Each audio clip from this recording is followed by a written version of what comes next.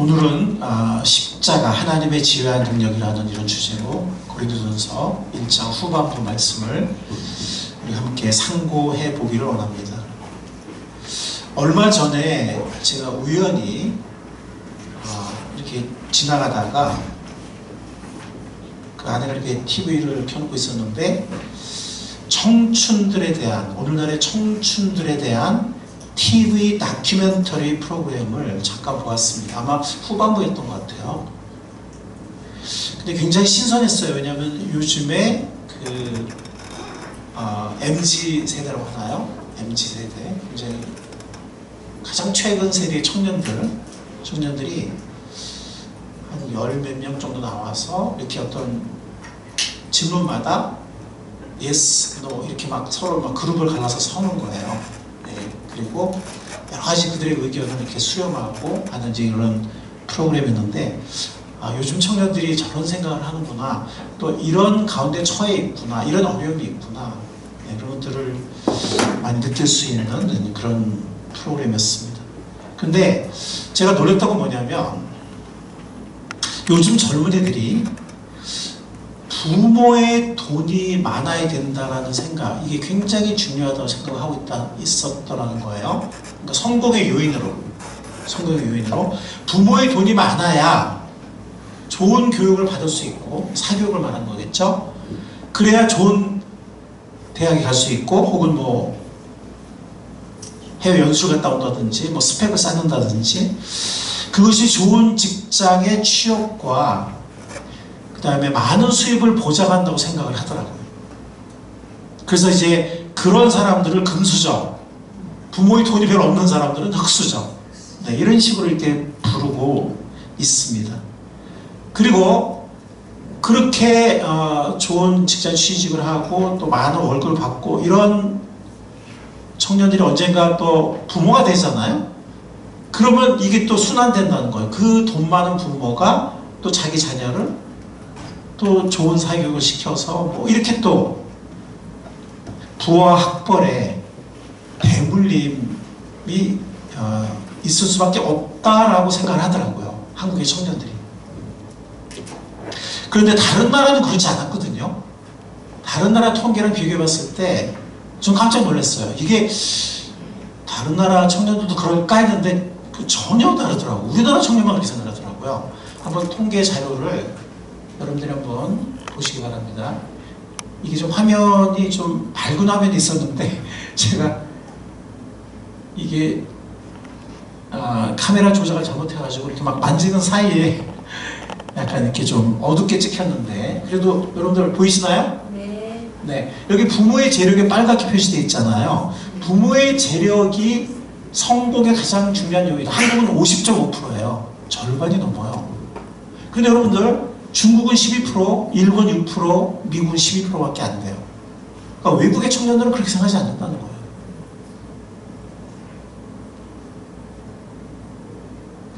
청년들이 성공하는데 가장 중요한 요인은, 중국은 재능을 꼽았어요. 45%. 그리고 일본은 역시 35% 재능을 꼽았습니다. 그리고 미국은 굉장히 다양해요. 보면은 여러 가지예요. 이렇게 흩어져 있어요, 골고루. 그래서 미국은 노력이 23% 제일 많고요. 압도적이진 않죠. 재능이 22%, 비슷합니다. 그 다음에 성격도 15%, 인맥도 15%, 골고루 이렇게 다양한 견해가 있습니다. 부모의 재력은 12%밖에 안 돼요. 미국 같은 경우는 뭐 5위권이에요. 근데 한국은 왜 이렇게 50%가 넘는 압도적인 이런 비율로 청년들이 왜 이렇게 생각을 할까? 저는 뭐 잠깐 그런 생각 해봤어요. 그러니까 한국이 전 세계 유일한 유교 국가잖아요. 우리에게 유교를 전해준 중국은 더 이상 유교가 아니거든요. 전혀 유교가 아니에요. 거기는 완전히 물질주의적이고, 뭐 사회체제는 어떤 사회주의, 전체주의죠. 근데 실제로 보면은 굉장히 이렇게 실제적이고 물질주의적이고 이러긴 하지만 유교적이지 않거든요. 한국만 유교적이에요. 그래서 보통 한국 엄마들이 제일 선호하는 직장 뭐냐면은 월급 따박따박 받는 좀 많은 월급 받는 이런 직장을 원해요. 무슨 뭐 벤처기업이나 무슨 뭐 홈쇼핑을 운영한다든가 아니면 인터넷 사업을 한다 이런 거 별로 싫어해요. 뭐 이 연예계 쪽도 보니 정말 탁월한 정말 하늘이 내려준 뭐 재능 이 정도 아니면 뭐 연예계나 가수나 이런 것도 싫어해요. 그냥 안정되고 대기업 다니면서 아니면 뭐 알아준 직장에 많은 월급을 주는 이걸 원해요. 이게 뭐냐면은 그 유교적인 그 사고방식이거든요. 뭔가 이렇게 출세 개념 아니면 뭐 이렇게 안정된. 근데 이제 오늘날은 그런 시대가 아니잖아요. 왜냐면 이제 지금도 이제 그 기업 꼭 대기업은 아니더라도 기업이 뽑는 어떤 공무원의 어떤 취업 자리나 기업이 뽑는 그런 직장의 자리 수가 점점 줄어들고 있죠, 그렇죠? 그리고 앞으로 이제 AI나 뭐 챗GPT 이런 것들이 더 많이 보급되면 지금 AI가 지휘하는 그 지휘자의 오케스트라를 어떻게 잠깐 그 다음 화면에서 다음 뉴스에 떠서 봤는데 그 AI 로봇가 정말 지휘 잘하더라고요. 정확한 박자로. 근데 앞으로 뭐 변호사니 의사니 뭐 교사들도 이제는 이 프로그램이 인터넷 프로그램이 반응형 그러니까 아이의 어떤 대답에 따라서 아이의 어떤 이 수업 성취에 따라서 교과 내용이 달라져요. 여러분 옛날에 우리가 교과서 다 똑같았죠. 1등이나 꼴등이나 교과서 똑같았죠. 그죠? 앞으로는 그렇지 않아요. 내년부터 아마 시행될 것 같은데 아이가 얼마나 이렇게 대답을 잘하고 하느냐에 따라서 교과서 내용이 달라져요. 아이들마다. 이제 그런 시대가 돼요. 그래서 윤 대통령이 얘기를 했죠. 앞으로 교사의 역할은 티처가 아니고 카운슬러 같은 그런 역할이 될 거다라고 얘기를 대통령이 했어요. 네. 이번 여름에 온라인 교과서 검인정을 한다고 합니다. 그러면은 뭐 빠르면 내년부터 적용이 되겠죠. 이런 시대에 살고 있어요. 그러면 교사들도 이제는 많은 수가 필요 없어요. 네. AI 교사가 훨씬 아예 맞춤형 교육을 하니까. 그러니까 앞으로 시대에는 이런 대기업 혹은 뭐 연구소 이런 소위 우리가 선호하는 안정된 사람들이 알아주는 큰 규모의 어떤 기업이나 연구소나 이런 공무원이나 이런 취업 자리가 직장 자리가 점점 줄어든다는 얘기예요. 근데 벌써 중국이나 일본이나 미국은 벌써 이렇게 한국처럼 뭐 이렇게 뭐 누구나 알아주는 뭐 대기업이나 무슨 큰 뭐 어떤 돈 많이 주는 그런데 다닌다는 그런 고정관념을 버린 지 오래됐어요. 미국이나 일본이나 중국. 이제는 정말 창의적이고 막 직장을 자기가 만드는 거예요. 잡을 자기가 만들어. 예. 근데 우리나라가 이걸 가장 늦게 받아들이는 거예요, 지금. 우리나라가. 물론 젊은이들은 거기에 벌써 깨어있지만 사회 구조나 전체적인 어떤 시스템 자체가 받아들이기 다른 나라보다 제가 볼 때 느려요. 그러니까 어떤 우리나라에서는 창업을 한다든지 뭐 이런 게 다른 나라보다 훨씬 좀 열악한 거예요. 예. 근데 앞으로는 어쨌든 그런 시대이기 때문에 다른 나라에서 부모의 재력을 그러니까 이렇게 안정된 직장에 들어가는 그런 진로에는 부모의 재력이 중요해요. 적어도 특히 한국 같은 경우는 그 사람의 어떤 됨됨이보다는 점수로 보니까 점수. 근데 딱 점수만 보거든. 점수는 학원이 최고거든. 사교육이 최고거든. 근데 그렇게 교육받은 사람들이 세계 부대에서는 맥을 잘 못 추죠. 그러니까 세계적인 인재가 드물고 노벨상도 안 나오고 이렇게 하지만 어쨌든 한국 안에서는 뭐 점수가 나오니까 일단 스펙이 되고 이런 식으로 되는데 그런 패러다임이 이렇게 먹혀드는 이제 시간은 많지 않아요. 많이 남지 않았어요. 예. 그래서 외국에서는 재능이나 노력이나 뭐 인맥이나 이런 걸 더 중요시하는 이유가 수많은 창업을 하고 굉장히 어떤 창의적인 생각들을 하기 때문에 우리처럼 이렇게 딱 고정된 직장 막 이런 고정관념이 아니라 그런 걸 하기 때문에 부모의 재력이 사실 그런 요즘에 뭐 인터넷이든 뭐든 뭐 이렇게 사업할 때 보면 뭐 고졸이든 대졸이든 별 관계 없거든요. 그게 뭐 대졸도 뭐 스카이 나와요 뭐 인터넷 사업을 잘합니까? 그런 건 아니거든요. 그 요즘에 보면 이 직업의 그 다양성이 굉장히 다양해요. 우리가 상상을 못할 정도로. 왜냐면 여러분들 요즘 10대나 초등생을 위한 진로지도 책들 보면, 이거 보면 이런 직업이 있나 할 정도로 너무 다양한 직업이 있어요. 그렇게 볼 때는 부모의 재력이 그렇게 중요하지 않은 거예요. 그래서 외국에서 중국이나 일본이나 미국에서 이런 나라들은 유교 사회가 아니거든요. 뭐 남들이 알아주는 직장이 아니고 막 이런 게 중요하지 않거든. 뭐 남들이 알아주는 뭐 학벌을 그런 대학교를 가고 남들이 알아주는 뭐 그런 회사에 들어가 이런 게 별로 중요하지 않거든요. 그러니까 부모의 재력이 그렇게 중요하지 않은 거예요. 근데 남들이 알아주는 그런 인정받는 그런 데로 가려면 한국이 아직까지는 점수가 중요하기 때문에 사교육이 중요하고, 사교육이 중요하다는 얘기는 부모의 재력이 중요하고, 이렇게 연쇄작용이 일어나는 거거든요. 근데 이제 그런 패러다임이 먹힐 시간은 이제 이미 줄어들고 있고 이제 많이 남지 않았다는 거예요. 근데 어쨌든 중요한 건 뭐냐면 청년들이 성공을 원한다는 거죠. 어느 나라, 물론 그 요소는 중요한 요인은 의견이 다르지만 청년들이 뭘 원할까요?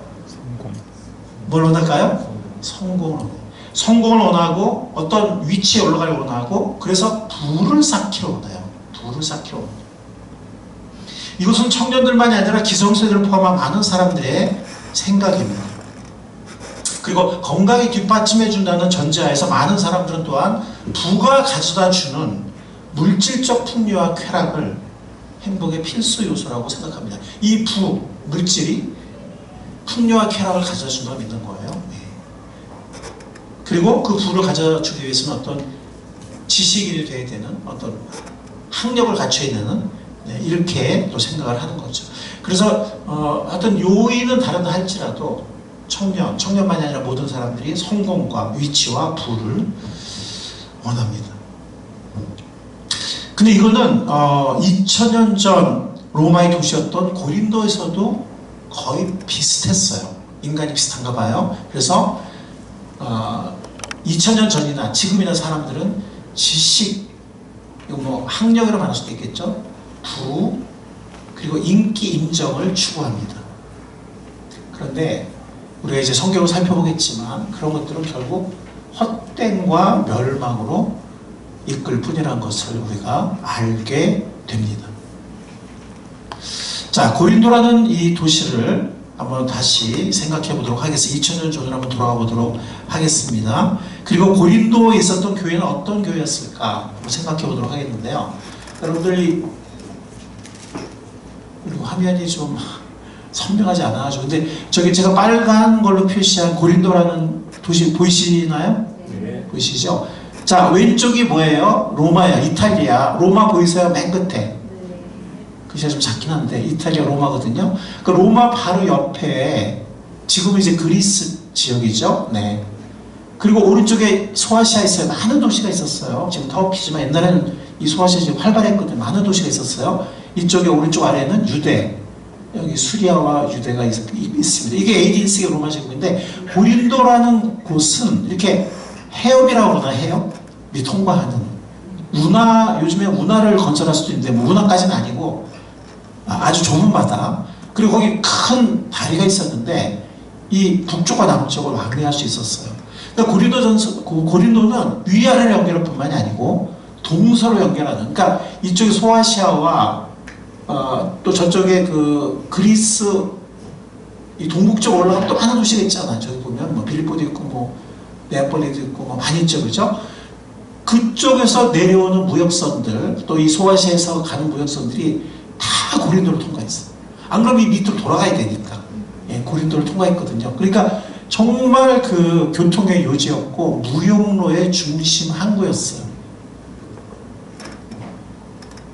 그래서 이 고린도는 로마 제국의 신흥 무역도시로서 중요한 교역로 상이 있었습니다. 많은 사람이 오갔어요. 그렇지만 특히 누가 많이 왕래했냐면 상인들이 많이 왕래를 했습니다. 그리고 상인들이 여기서 자리를 잡고 정착을 하게 됐어요. 또 사업체를 차리고. 그래서 이 고린도라는 도시는 신흥 무역도시, 떠오르는 도시였어요. 그래서 이 신흥 부자들이 생겨나기 시작했어요. 이런 여러 가지 어떤 무역이나 상호를 통해서. 그리고 신흥 부자들이 생겼을 뿐만 아니라 부자까지는 아니더라도 어느 정도 적지 않은 부를 축적한 사람들이 꽤 있었습니다. 이 도시에. 그러다 보니까 이 고린도는 항구이기도 하고 또 성적으로 굉장히 타락하고 문란하고 또 많은 우상 숭배가 있기도 하는 이러한 도시였습니다. 자, 이곳에 고린도 교회가 있었던 거예요. 이 도시, 아까 이곳에 고린도 교회가 있었던 겁니다. 자, 이 고린도 교회 규모는 우리가 정확히 알 수 없습니다. 그러나 최근 여러 성경학자들이 고린도에 가정교회가 몇 개 있었을 것이라고 생각을 해요.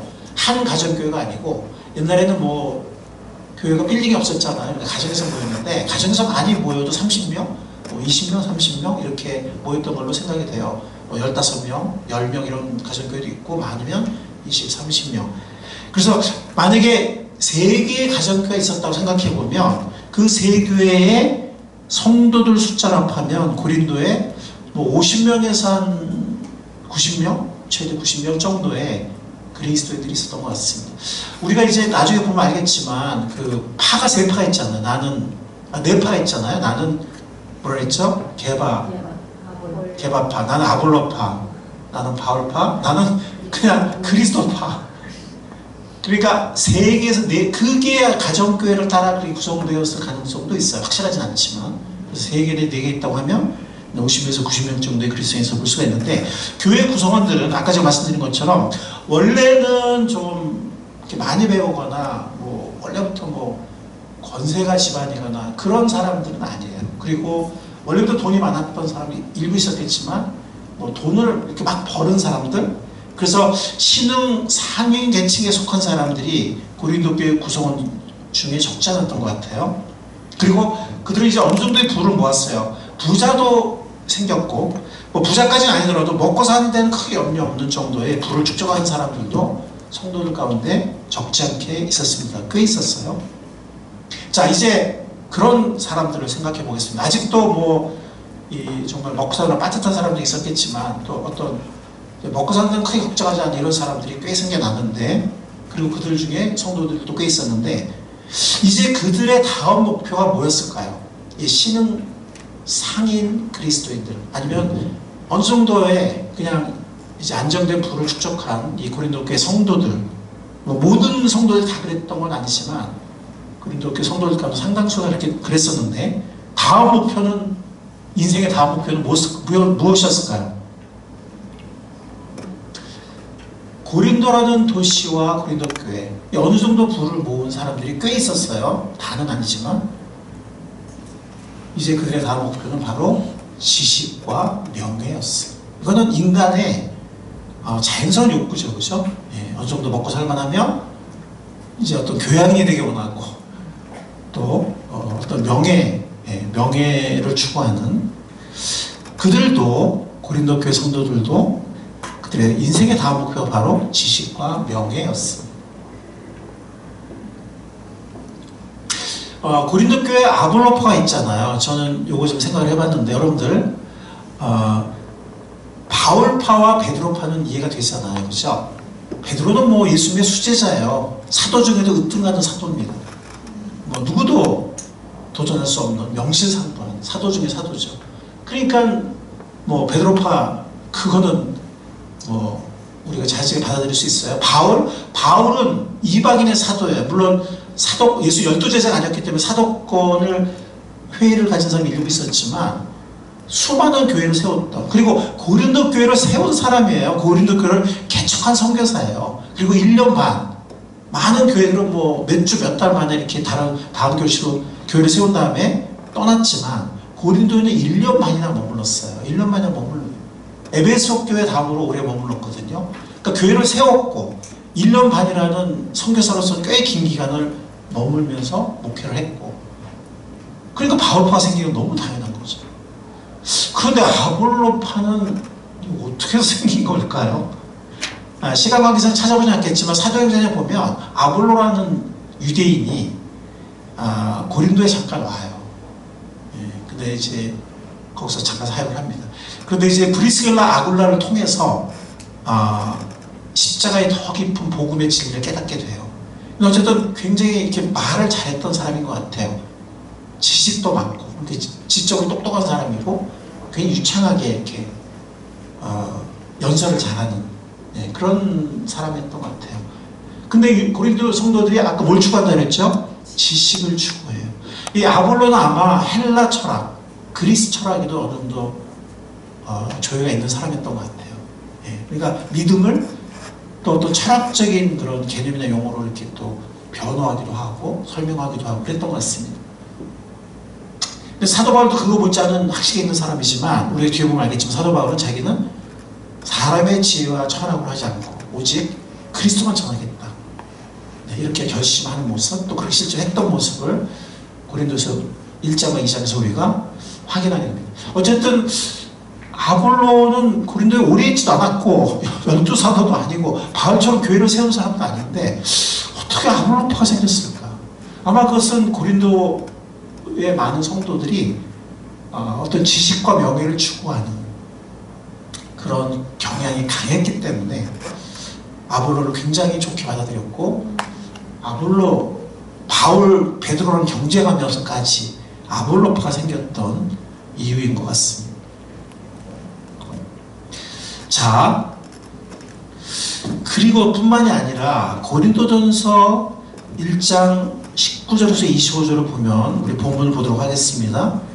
이 7구절 안에 지혜란 말이 굉장히 많이 나옵니다. 지혜란 말이. 자, 한번 보세요. 성경에 기록하기를 내가 지혜로운 사람들의 지혜를 멸하고 총명한 자들의 총명을 폐할 것이다 했습니다. 현자가 어디 있습니까? 지혜로운 사람이죠. 학자가 어디 있습니까? 변론가가 어디 있습니까? 하나님께서 이 세상의 지혜를 어리석게 하신 것이 아닙니까? 이 세상은 그 지혜로 하나님을 알지 못했습니다. 하나님의 지혜가 그렇게 도달한 것입니다. 하나님께서는 어리석게 들리는 전도 설교를 통하여 믿는 사람들을 구원하시기를 기뻐하신 것입니다. 유대 사람들은 기적을 요구하고 그리스 사람은 지혜를 찾으나 우리는 십자가에 달리신 그리스도를 전합니다. 그리스도가 십자가에 달리셨다는 것을 유대 사람에게는 거리낌이고 이방 사람에게는 어리석은 일입니다. 그러나 부르심 받은 사람에게는, 유대 사람에게나 그리스 사람에게나 이 그리스도는 하나님의 능력이요 하나님의 지혜입니다. 하나님의 어리석음이 사람의 지혜보다 더 지혜롭고 하나님의 약함이 사람의 강함보다 더 강합니다. 지혜란 말이 굉장히 많이 나오죠, 그죠? 그러면서 하나님의 지혜와 세상의 지혜, 인간의 지혜를 계속 대조하는 것을 볼 수가 있습니다. 고린도교 성도들에게 보내는 서신이에요. 고린도 전서는. 이 서신에서 이렇게 하는 이유는 이게 뭘 암시하죠? 고린도교 성도들이 세상적인 지혜, 인간적인 지혜를 굉장히 이렇게 좀 호감을 가지고 굉장히 이렇게 추구했었다는 걸 우리가 미루어서 알 수가 있습니다.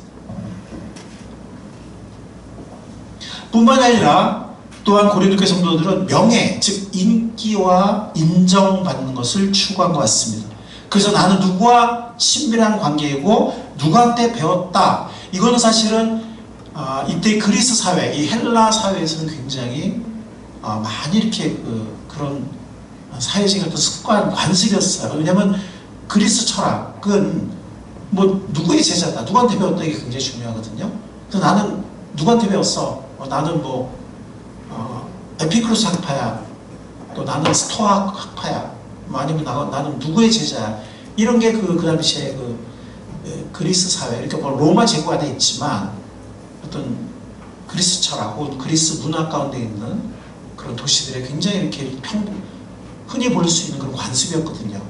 그러니까 그것을 교회에 적용을 한 거야. 그래서 나는 바울하고 친해, 나는 바울에게 침례받았고 나는 바울하고 친해, 나는 베드로와 아는 사람이야, 베드로를 따르는 사람이야, 나는 아볼로를 따르는 사람이야. 이렇게 막 파가 생긴 거예요. 그리고 이건 성경학자마다 의견이 다르지만 그 파마다 리더가 있다고 보거든요. 있었는지 없었는지는 뭐 성경상 확인할 수 없지만 있었을 가능성이 크죠. 가정교가 몇 개 있었으니까. 근데 그 리더가 되는 사람들이 아마 이 고린도교 성도들이 추구하는 부와 지식과 명예를 어느 정도 갖춘 사람이었던 것 같아요. 그러니까 사실 교회는 그러면 안 되는데, 교회는 재산이나 뭐 학벌이나 이런 걸 떠나서 정말 덕을 갖추고 섬길 줄 아는 사랑이 많은 사람을 리더로 세워야 되는데 헌신의 사람 리더를 세워야 되는데 이런 사람들을 세운 것 같아요. 이후에도 계속 나타나겠지만. 자, 그렇다 보니까 이게 고린도 교회 성도 상당수가 세상적인 지혜와 지식을 선호했고 인기와 명예를 추구하고, 부는 이미 추구하고 있는 중이었잖아요. 계속 추구했잖아요, 부는. 자, 이런 모습들, 그리고 리더를 그런 사람을 갖춘 사람들을 세우고, 이런 것을 보면 이 고린도 교회라는 교회가, 혹은 이 고린도 성도들이 세상 사람들하고 우리 차이가 있을까요? 차이가 있다면 주일날 모인다. 네. 주일날 모인다. 그래서 그들끼리 무슨 예배를 드리고, 또 초대교회는 그 주여 만찬 성찬을 자주 했거든요. 예, 그렇게 합니다. 그래서 성찬하는 것 때문에 그 사람들은 식인종이야, 뭐 피를 마시는데, 이렇게 그리스도의 피, 우리가 이제 성찬할 때, 그죠? 잔을 마신다고 하는데, 막 그렇게 막 험담하는 소문이 돌기도 하고 했는데, 어쨌든 주일날 모여서 뭐 예배드리고 성찬도 하고, 그거 외에는 그들의 모습을 봤을 때, 그들의 일상생활과 그들의 모습을 봤을 때는 세상 사람들이 추구하는 것이라든지 선호 별반 차이가 없었단 말이에요. 자, 그렇다면 여기 지금 그렇다면 그런 것들이 과연 고린도 교회 성도들에게 행복과 진정한 복을 가져다 주었을까요? 주었다면 또 모르겠는데, 이런 지식을 추구하고 명예를 추구하고 사람들의 인기를 추구하고 이렇게 인간적인 지혜와 인간적인 인정을 구하다 보면 그게 결국은 사람을 자랑하게 만들고 분열을 일으키고 파당을 생산하기가 쉬워요. 인간적인 지혜고 인간적인 자랑이고 인정이니까. 그런데 이 고린도 교회에 바로 그 불행한 일이 일어났던 것입니다. 바로 그런 일이 일어났던 것입니다. 그렇다면 이 교회가 이렇게 파당이 있고 분열이 있고 뭐 자랑하고 막 이러면 그런 신앙생활, 그런 교회 생활이 행복할까요? 행복해요? 아니겠죠. 근데 우리가 이 신앙생활, 교회 생활은 우리가 가장 중요한 거잖아요. 그렇죠? 우리 생활의 핵심이잖아요. 그렇죠? 행복하지 않았던 거예요, 그들이. 심지어 그들은요, 나중에 나오겠지만, 그들은 뭐, 이렇게 식사할 때도 이렇게 애찬을 겸하기도 했는데, 뭐 어떤 사람들은 좋은 직장을 가서 빨리 퇴근하고, 뭐 직장 없는 사람, 돈 많아서 없는 사람도 있고 막 이랬나 봐요, 그래도 교회. 근데 어떤 사람들은 늦게까지 일하고 오잖아요? 먼저 막 먹어버리고, 또 어떤 사람은 맛있는 거 가져와서 그냥 먹어버리고, 어떤 사람은 나중에 보면 옛날에 우리 도시락처럼 열심히 하라고 늦게 와가지고 별로 음식 별로 안 남고 막 이런 일이 생길 정도로 교회가 그런 모습이었다는 거죠. 행복할 리 만무하죠. 네, 복될 리가 만무합니다. 근데 고린도전서를 관통하는 주제가 있어요. 그거는 고린도전서 8장 1절에 있는데요. 이 괄호를 우리가 어떻게 채울 수 있을까요? 지식은 뭐하게 하고? 교만하게 하고. 사랑은? 덕을 세운다. 이게 고린도전서 1장부터 끝까지 계속 관통하고 있어요. 사도 바울이 고린도 성도들에게 강조해서 꼭 전하고자 하는 그 마음속에 정말 각인되듯이 도장 찍듯이 심어주고자 하는 메시지가 바로 이거였어요. 지식은 교만하게 하는 것이다. 사랑은 덕을 세운다. 물론 지식이 나쁜 건 아니에요. 뭐 저도 학자고 교수잖아요. 근데 이것이 하나님의 영광을 위해서 사람들을 세우기 위해서 지식을 추구하면 좋은데, 지금 이 사람들은 지식인이 되기 원하고 돈을 좀 벌었으니까 교양인이 되기 원하고 뭔가 이렇게 좀 자기 중심적인, 그 다음에 뭐 나는 누구를 알고 누구의 제자고 막 이렇게 또 인기와 명예까지 추구하는 이기적인 동기였기 때문에 그런 지식은 교만하게 이끌 수밖에 없는 거죠. 그런 인간적인 지식은. 그래서 이 지식은 교만하게 하고 사랑은 더 세운다. 이 메시지가 사도 바울의 핵심 메시지였고 고린도전서를 관통한 것을 볼 수가 있습니다. 즉 지식과 학벌, 인기와 명예를 추구하면 그것은 사람으로 하여금 자랑하게 만들고 시기와 질투를 낳게 되고 분열과 파담을 불러오게 된다는 거죠. 바로 그 생생한 신뢰가 어느 교회예요? 고린도 교회예요. 생생한 신뢰. 그런 일이 그 교회에 안타깝게도 일어났습니다. 사도 바울은 강조합니다. 오직 사랑만이. 그래서 이 사랑장이 어디에 있어요? 고린도 전서에 있어요. 아이러니하게도 가장 사랑이 부족했던 고린도 교회, 아이러니하게도 위대한 사랑장이 고린도 전서에 있습니다. 사랑만이 덕을 세워요. 즉 서로를 세운다는, 덕이란 말은요 세운다는 말이에요. 히브리 정말 헬라어 뜻이 세운다는 거. 서로를. 사랑만이 서로를 세우고, 사랑만이 하나님의 뜻을 이루고, 사랑만이 영원하고, 사랑이 서로를 축복된 삶으로 이끕니다. 고린도 1장 19절에 보면은 사도 바울이 이 지혜가 얼마나 헛된 것인가 하는 것을 1장 19절에 말해요. 성경에 기록하기를, 오늘 본문 1장 19절, 성경에 기록하기를 내가 지혜로운 사람들의 지혜를 멸하고 총명한 사람들의 총명을 폐할 것이다. 지식과 총명은 하나님이 결국은 폐할 것이라고 말씀합니다. 이건 이사야서 29장 14절 구약을 인용한 건데요. 이런 이기적이고 인간적인 지식, 지혜 아무 소용이 없다는 것입니다. 지식과 인기는 교만과 자랑을 낳고 시기와 분열을 낳기 쉽기 때문입니다. 풍성하고 의미 있는 관계가 그로 인해서 파괴돼요. 자기를 자랑하는 지식, 인기 이런 것들은 시기와 질투를 낳기 때문에 풍성하고 의미 있는 관계가 파괴되고 결국 서로를 불행하게 합니다. 헛된 것입니다. 그러한 지식, 그러한 인기, 그러한 자랑은 아무 소용이 없다는 것입니다. 바람같이 헛된 것이라는 것입니다. 그 생생한 신뢰가 어느 교회라고요? 고린도 교회였습니다. 뿐만이 아니라 우리가 구약의 전도서에 보면 모든 것을 다 가졌던 어떤 왕? 솔로몬 왕이, 정말 솔로몬 왕은 엄청난 지식과 지혜를 정말 지혜로운 사람 중에 최고봉이잖아요. 최고의 지혜자잖아요. 그리고 뭐 정말 자기가 원하는 모든 물질, 부를 다 가졌던 사람이에요. 권력과 명예, 인기와 그리고 여자들까지 정말 사람이 가질 수 있는 다 가졌던 사람인데, 예, 그가 말년에 전도서를 쓰잖아요. 뭐라 그랬죠? 헛되고 헛되니 모든 것이 헛되다. 그래서 사람은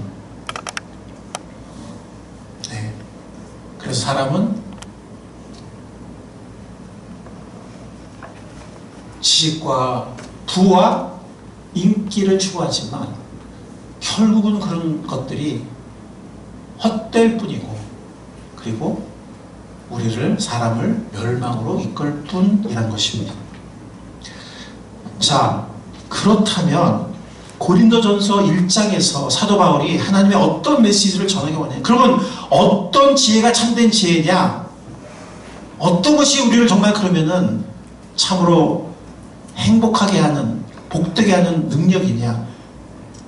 사도 바울은 분명하게 선포합니다. 십자가에 달린 그리스도. 어떤 그리스도요? 십자가에 달린 그리스도. 왕으로 오실 그리스도이기도 하지만 그 전에 십자가에 먼저 달리셨어요. 십자가에 달린 그리스도가 바로 하나님의 지혜라는 겁니다. 인간의 지혜랑 비교할 수 없는 하나님의 지혜라는 겁니다. 그리고 구원의 능력이라는 것입니다. 자, 그런데 지금 무슨 말인가 하면 바로 이 십자가야말로 우리가 더 알기 원하는, 여러분들 십자가의 진리를 다 아세요? 알긴 알죠. 근데 우리가 아직 다 몰라요. 살아가면서 이래서 십자가를 우리가 주신 거구나. 이래서 십자가를 우리가 지고 따라야 되는 거구나. 이래서 십자가 일이 정말 진리구나. 여기에 이 관계, 십자가가 세워져야 이 관계가 해결이 되겠구나. 십자가의 진리는 우리가 평생 더 깊이, 더 많이, 더 오래 알아야 할, 배워가야 할 진리예요. 물론 우리가 십자가의 기본적인 진리는 알고 있지만, 믿고 있지만, 십자가는 우리가 삶을 살아가면서, 체험하면서 더 깊이, 더 많이, 또 좀 더 내가 져야 할 십자가를 많이 지고 가야 되는 그런 진리입니다. 그래서 이 십자가에 달린 그리스도. 그러니까 우리가 더 알기를 추구하고 더 많이 자랑하고 우리가 더 많이 선포해야 할 것이 우리의 지식이나 우리의 명예나 우리의 인기나 우리의 잘난 게 아니고 십자가에 달린 그리스도, 십자가에 달린 그리스도, 그리스도의 십자가를 우리가 더 알아야 되고 더 많이 자랑해야 되고 더 많이 선포해야 한다는 것입니다. 아멘.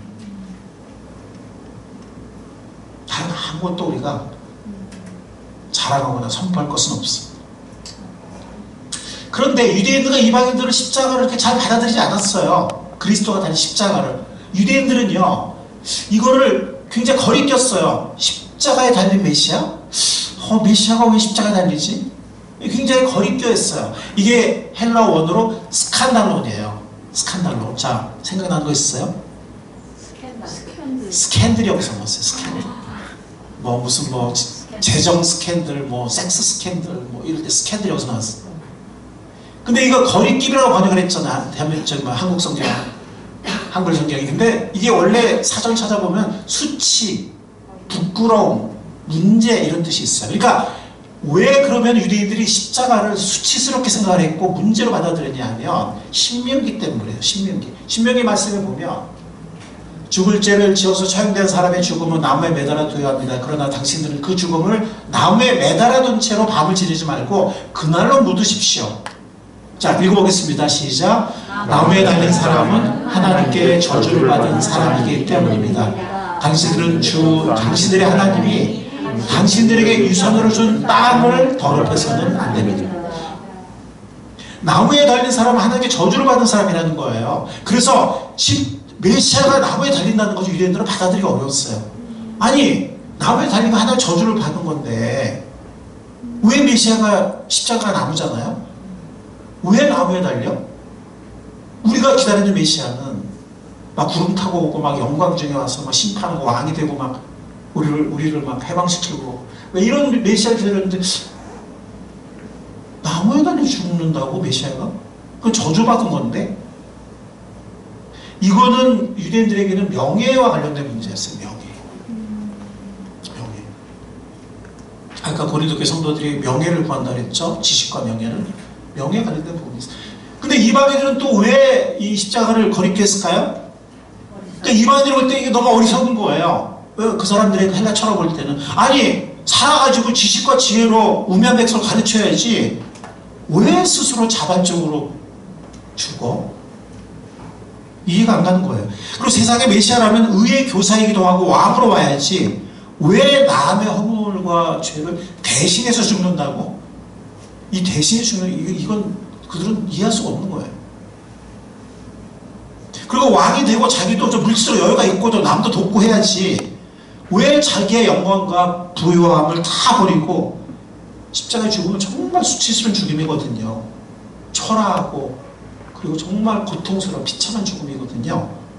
왜 그렇게 죽어야 돼? 이방인들이 볼 때는 헬라 철학자들 볼 때는 이해할 수가 없는 거예요. 너무 어리석게 보이는 거예요.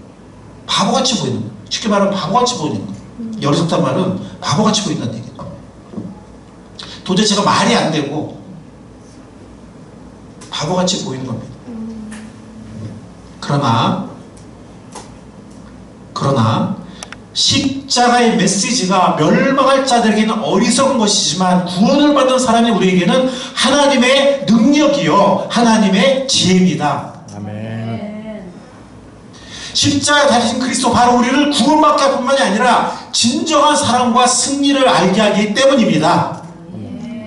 우리를 진정 충만한 삶으로 축복된 삶으로 인도하는 것은 예수 그리스도의 십자가 뿐이기 때문입니다. 아멘.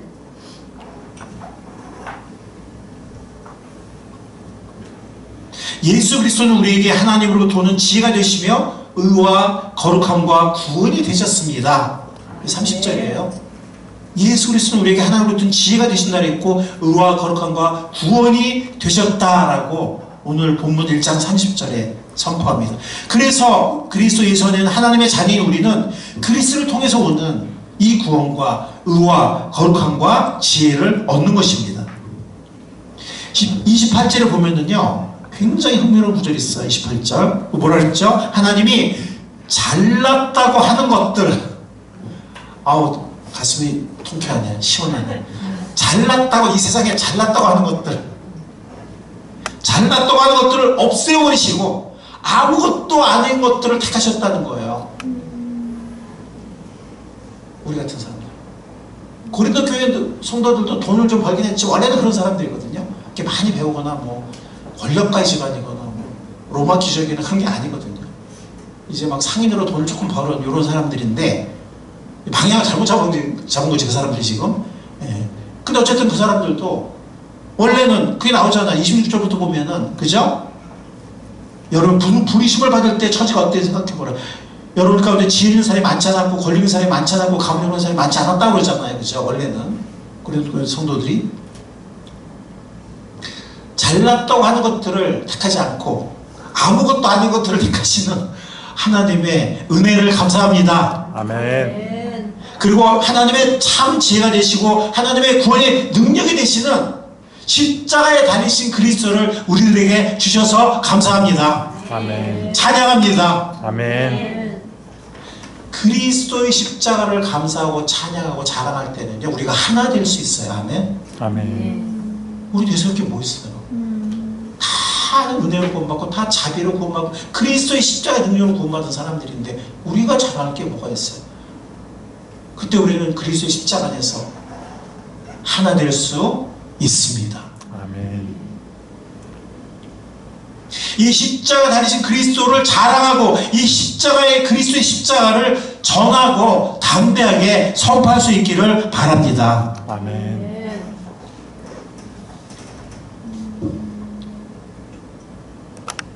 왜냐하면 바로 이 어리석게 들릴 수 있는 십자가의 전도 선포, 헬라인들은 이거 어리석게 바보같이 들었고 유대인들은 약간 수치스럽게 약간 거리끼게 들었는데 21절에 보면, 여러분들 오늘 말씀 21절에 보면 중간부터, 그죠? 하나님께서는 어리석게 들리는 설교, 이 설교는 캐리그마라는 언어인데 이것은 뭐냐면 복음의 진리를 전하는 거예요. 뭐 설교를 전하든 개인적으로 전하든 복음의 진리를 선포하는 것을 캐리그마라고 합니다. 즉 이 십자가의 복음, 어리석게 들릴 수도 있는 이 십자가의 복음을 전하는, 선포하는 것을 통해서 하나님께서 믿는 사람들을 구원하기를 기뻐하신다고 하셨습니다. 아멘. 예, 작년 가을부터 올해까지 하나님께서 이 십자가의 복음, 어리석게 들릴 수 있는 십자가의 복음을 선포하고 전함으로 많은 어른들과 많은 어린이들이 구원받을 수 있도록 믿는 사람들을 구원하신 하나님을 찬양합니다. 아멘. 계속해서 그렇게 전하는 우리가 될 수 있기를 바랍니다. 아멘. 오늘의 설교를 요약을 하면, 그래서 십자가 달린 그리스도는 하나님의 지혜와 군의 능력이라는 것이고요. 오늘의 설교를 그래서 요약을 하면, 사람들은 지식이나 권력이나 명예, 부가 빠졌네. 예, 이걸 추구하지만 하나님의 지혜와 능력은 뭐다? 하나님의 지혜와 능력은 오로지 십자가 달린 그리스도시라는 겁니다. 이게 오늘 사도 바울이 고린도 교회 성도들에게 전하는 핵심 메시지입니다. 여러분들, 아까 제가 그리스도 십자가 우리에게 구원과 사랑과 승리와 축복을 가져준다 그랬는데 뿐만이 아니에요. 십자가, 사람들은요, 여러분들 정치인들 보세요. 다 자기 주장만 하죠. 그죠? 다 자기 잘났어요. 그러나 십자가가 심어진 곳에는 화해가 일어납니다. 아멘. 왜? 예수님이 화해의 제물이 되셨기 때문에 우리의 다 허물을 짊어지시고 하나님과 사람 사이의 화해를 시키셨고 화해를 가능하게 하셨고 사람과 사람 사이에도 화해를 가능하게 하십니다. 누가요? 십자가에 그 모든 우리의 허물과 잘못을 짊어지고 가신 십자가 달린 그리스도, 십자가의 그리스도만이 화해를 가져다 줄 수가 있는 것입니다. 또한 십자가는요, 대속의 능력이 있어요. 이 세상 그 어떤 것으로도 우리 죄를 속죄할 수 없습니다. 뭐가 속죄합니까? 십자가밖에 없습니다. 그래서 하나님의 지혜와 능력인 것입니다. 그리고 십자가만이 우리에게 구원을 가져다 줍니다. 사탄은요, 사람들이 아무리 많은 지식이 있어도 전혀 겁내지 않아요. 그래, 계속 그렇게 잘하고 있어. 그리고 자랑해. 의시돼. 사람들이 부와 물질을 쌓아도요, 전혀 사탄 오히려 좋아해요. 그래, 쾌락에 빠져. 부에 그냥 그냥 거기 빠져 살아. 그냥. 거기 코박고 살아. 오히려 더 많이 유혹을 합니다. 그러나 그리스도의 십자가를 무서워합니다. 아멘. 십자가 된 그리스도를 전할 때 무서워합니다. 아멘. 사람들이 구원받기 때문입니다. 아멘. 화해가 일어나기 때문입니다. 아멘. 속죄가 일어나기 때문입니다. 아멘. 변화가 일어나기 때문입니다. 아멘. 하나님의 능력이 나타나기 때문입니다. 아멘. 하나님의 지혜가 나타나기 때문입니다. 아멘. 이 십자가를 자랑하고 이 십자가를 전하는 우리가 될 수 있기를 바랍니다. 아멘. 여러분들은요, 여러분들의 지식이나 학력이 어떤지 사람마다 다를 것입니다. 뭐 그렇게 대단하지 않겠죠. 대부분 사람들은요, 우리의 지식과 학력이 대단하지 않다 할지라도 우리의 부와 세상적인 자랑이 별볼이 없다 하더라도, 뭐 별로 있는 사람도 있을 수 있겠죠. 근데 어쨌든 별로 없다 하더라도 여러분들 위축되지 마시기 바랍니다. 아멘. 아멘. 우리는 그리스도가 다린 십자가를 아는 사람들이잖아요. 아멘. 아멘. 아멘. 이렇게 아멘이 적어. 아멘. 아멘. 우리가 지식과 학력과 부와 세상 자랑을 내세우지 않으면 될 거 아니에요. 고린도교 성도들처럼 그렇게 안 하면 될 거 아니에요. 그러죠? 우리가 그저 어떤 조건이 있는지 간에 우리가 십자가 다니신 그리스도를 안다면 우리는 세상에서 최고의 지식인입니다. 아멘. 아멘. 세상 최고의 지식인들이 앉아 계십니다. 아멘. 박사님들 앉아 계시고 세상 최고의 현인들 여기 앉아 계십니다. 세상에 가장 필요한 분들이 여기 앉아 계세요. 아멘. 정치들은 아무 소용없어요. 다 네 탓이고 내 탓은 아니고 다 이러고 있어요. 십자가는 몰라. 십자가는 묵묵히 내 탓이다. 예수님 다 지고 가셨는데, 그래서 구원과 생명과 소망을 주셨는데 세상 사람들 보세요. 소망 있어요? 잘났다고 아무 소용없죠. 그죠? 세상에서 가장 필요한 사람들이 여기 앉아 계십니다. 아멘. 최고의 능력을 갖춘 사람들이 여기 앉아 계십니다. 아멘. 우리 능력이 아니고 십자가의 능력. 아멘. 가장 부유한 사람들, 진정한 의미에서의 부자가 여기 다 앉아 계십니다. 아멘. 왜? 십자가, 그리스도의 다니신 십자가 다닌 그리스도가 우리에게 의와 거룩함과 구원과 지혜와 부유함이 되시기 때문에 유일한 사랑과 구원과 행복의 근원을 알고 있는 분들이 여러분들이십니다. 아멘. 아멘. 아멘. 아멘. 아멘. 그 누구 앞에서도 꿀리지 말고 위축되지 말고 예수 그리스도의 십자가의 비밀을 우리가 아는 사람들이기 때문에 십자가 달리신 그리스도를 자랑하고 이 십자가에 대한 그리스도를 전하는 그래서 영혼들이 구원받게 하고 영혼들이 변화되게 하는 우리 모두의 복된 삶이 될 수 있기를 우리에게 십자가의 비밀을 알게 하신 예수 그리스도의 이름으로 간절히 축원합니다. 아멘. 하나님 감사합니다. 오늘 이 귀한 말씀을 통해서 우리에게 위로해 주시고 격려해 주시고 도전해 주셔서 감사합니다. 주님, 우리가 세상의 왕이시오 세상의 최고의 억만장자이신 하나님의 자녀가 되었고 예수 그리스도의 신부가 되었는데 우리는 너무나 많은 순간 위축되고 참 그런 경우가 너무나 많습니다. 하나님, 예수 그리스도의 십자가가 얼마나 위대한 것인지 하나님의 자녀가 얼마나 놀라운 신분인지를 잊지 않는, 깨달아 아는 복된 우리가 되게 하여 주옵소서. 그리스도의 십자가만을 자랑하고 그리스도의 십자가만을 찬양하며 그리스도의 십자가의 이 지혜와 진리를, 이 능력을 알지 못하는 세상 사람들에게, 세상에 잘났다는 것들에게 담대하게 전할 수 있는 복된 우리 모두의 삶이 될 수 있도록 축복하여 주시옵소서. 아멘. 십자가에 달리신 예수 그리스도의 귀하신 이름으로 감사하며 기도하옵나이다.